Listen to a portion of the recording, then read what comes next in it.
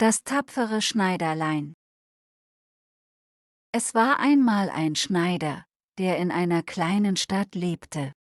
Eines Tages saß er in seiner Werkstatt und nähte, als einige Fliegen um ihn herumschwirrten. Er nahm ein Tuch und schlug mit einem Schwung 7 Fliegen auf einmal tot.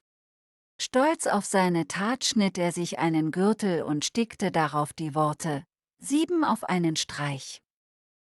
Er dachte, dass alle wissen sollten, wie tapfer er war. Also beschloss er, in die Welt hinauszuziehen und sein Glück zu suchen.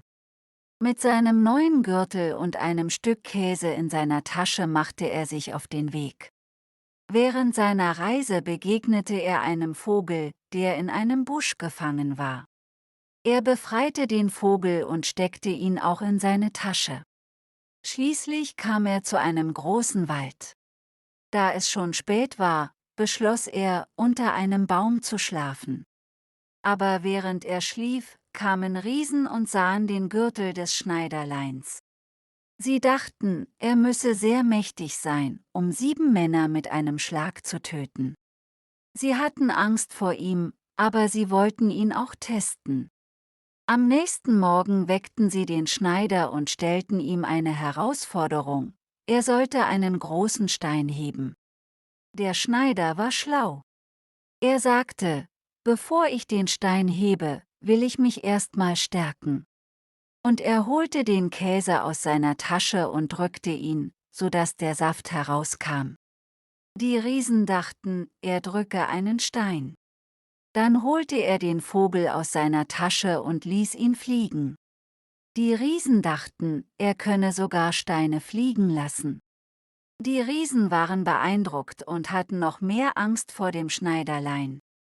Sie sagten ihm, dass er in ihrem Königreich bleiben und für sie arbeiten könnte.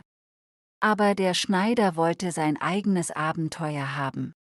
Das Schneiderlein setzte seine Reise fort und kam bald in ein Königreich. Dort hörte er, dass der König ein großes Problem hatte: Ein wildes Einhorn und ein wilder Eber machten das Land unsicher.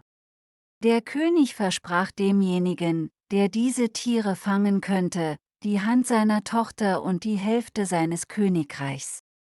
Das Schneiderlein dachte, das wäre eine gute Chance für ihn.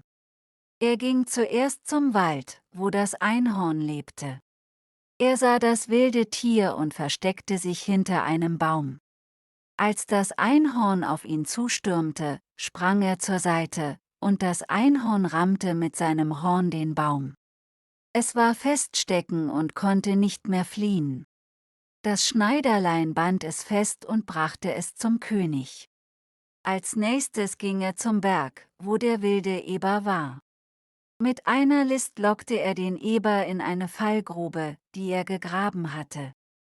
Dann band er auch den Eber fest und brachte ihn zum König.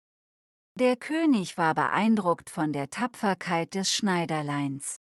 Aber er wollte ihn nicht wirklich zum Schwiegersohn haben. Also gab er ihm eine letzte Aufgabe: Er sollte eine Gruppe von Räubern aus dem Wald vertreiben. Das Schneiderlein ging in den Wald und fand die Räuber. Er erzählte ihnen von seinem Gürtel und wie er 7 auf einen Streich besiegt hatte. Die Räuber dachten, er sei ein mächtiger Kämpfer und hatten Angst vor ihm. Das Schneiderlein bot ihnen Gold aus dem Schloss an, wenn sie das Königreich verlassen würden. Die Räuber stimmten zu und gingen weg. Als das Schneiderlein zum König zurückkehrte und ihm von seinem Erfolg erzählte, hatte der König keine Wahl mehr. Er gab dem Schneiderlein die Hand seiner Tochter und die Hälfte seines Königreichs. Das Schneiderlein und die Prinzessin heirateten und lebten glücklich und zufrieden in ihrem Königreich.